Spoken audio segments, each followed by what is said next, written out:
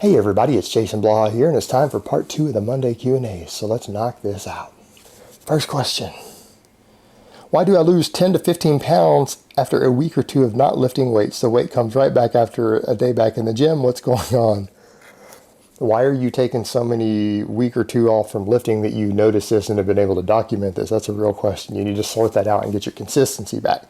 Now, to answer the actual question, just like your initial first 10 pounds that you gain from weightlifting isn't actually muscle either. It's all transient storage factors. Basically, you're training your muscle tissue to hold on to more fuel to fuel the training because it needs fuel immediately, not just what it can pull out of your bloodstream once you start getting to any appreciable workload. It needs glycogen and it needs triglycerides stored locally. Those things tend to pull in more water and make the muscles swell up. That is enough for you to possibly hold 10 to 15 pounds more weight because it's intramuscular water that you're holding from all those fuels, particularly the glycogen, attracting it in.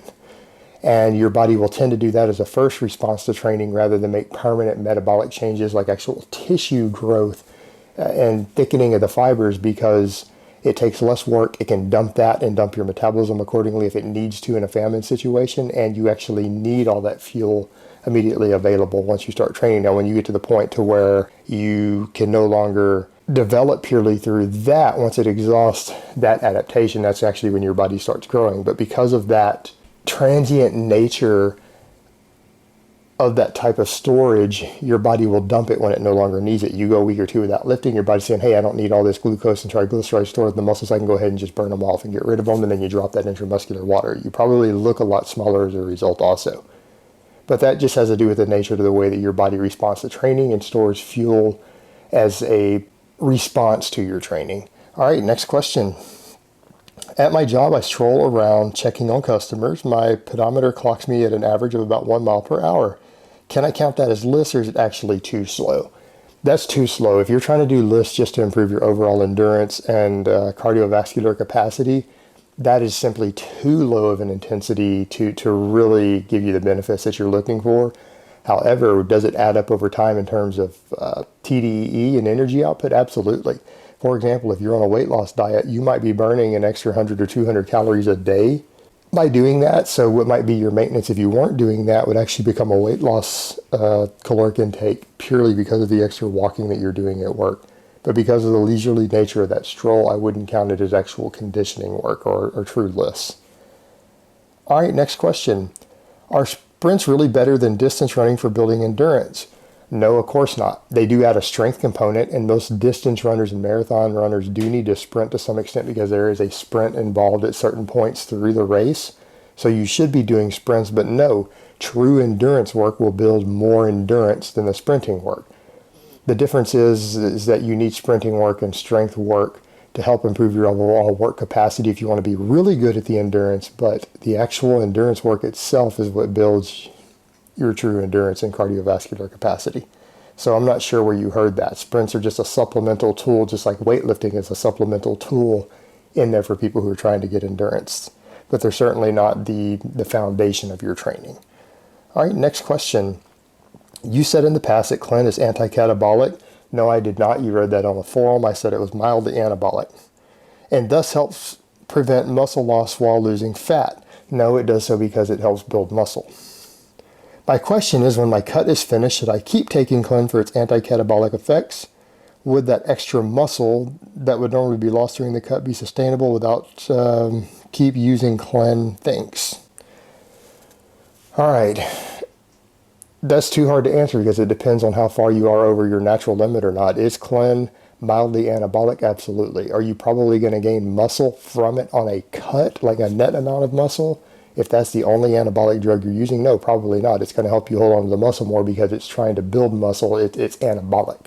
So it's going to offset some of the muscle that you lose during your cut. So that's really what you're seeing there. So if you're using it purely to cut, no, you shouldn't need the clen to help you hold on to the muscle you gain. However, if you use large amounts of clen for an anabolic effect over long periods of time and you come off of it and you pushed beyond what you could have gained naturally, yeah, you might lose a little bit of it when you come off.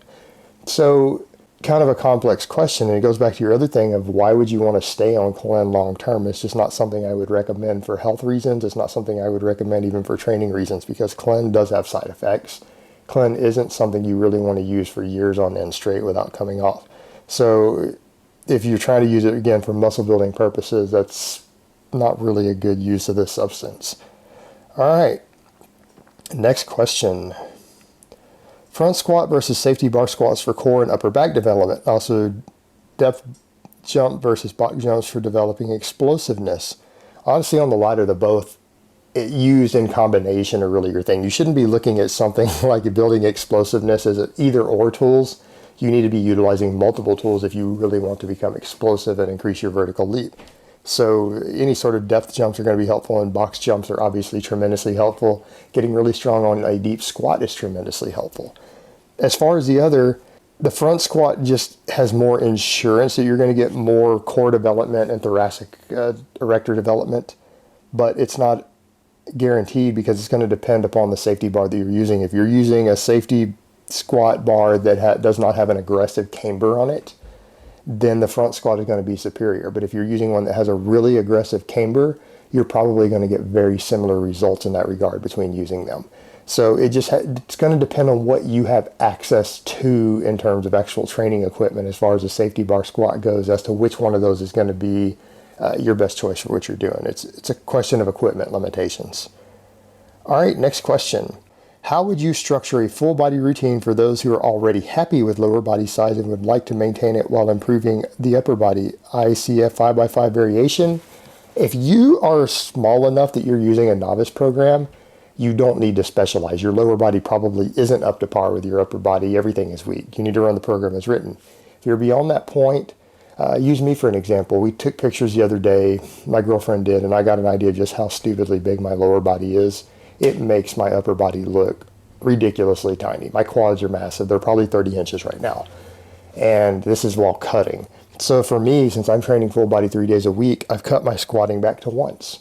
I'm deadlifting 3 days a week on my full body because it gives me additional upper body development that I'm not necessarily getting from the squats. But I've realized at this point, I can do my 20 rep squat thing, or not even true 20 rep, but my rest pause type squat training once a week. I do it on Mondays, and I don't squat again until the next Monday, but I do deadlift Monday, Wednesday, Friday on my 3 day a week full body. And those are basically all of my lower body movements right now because my quads and hamstrings and hips and calves are so massive that they overshadow the rest of my body at this point. But I don't want to cut the deadlifts back because they help me so much with my upper body development, also my back and everything. And I'm at a point to where, for me, I need to get my upper body caught up to my lower body. So yeah, I've cut squats back to once a week, and I would say if a person is at that point to where their lower body overshadows their upper body, cutting it back to once a week would be a good idea. Only do your main lower body lifts once a week and continue with the higher frequency on all your upper body stuff. All right, next question. I'm getting a lot of bruising on my shins from deadlifting. Is this normal, or should I be checking my form? Other than the bruising, everything else feels great. You need to check your form a little bit. You shouldn't really be bruising your shins up badly very often. It'll happen on occasion, but it shouldn't be an every session thing. So you need to check your form. And then the other thing I'm going to recommend is go ahead and get some deadlift socks or shin guards at this point. If it's becoming a problem that you're injuring yourself because you're banging your shins, then protect them a little bit. There's plenty of tools out there for you to do that with. None of them are particularly expensive. I'll look into it. All right, next question and last question of the week. Hey, Jason, I tried to go vegan, but my body can't handle all the fiber. As a result, my intestine became inflamed and I was passing gas constantly. I thought that this might stop over time as my body customized my new diet, but after 6 months, I had to go back to eating meat. As an ex-vegan, do you have any tips to combat this? To give you some context, when I was on a plant-based diet, I was eating whole foods, mainly rice, beans, fruit, and oats. Thanks, bro. Okay. Yeah, as an ex-vegan, I can honestly say I only had that problem for about 3 weeks, which is normal. Most people, when you you increase fiber a significant amount, it takes your GI tract about 3 weeks to adapt and learn to start breaking it down.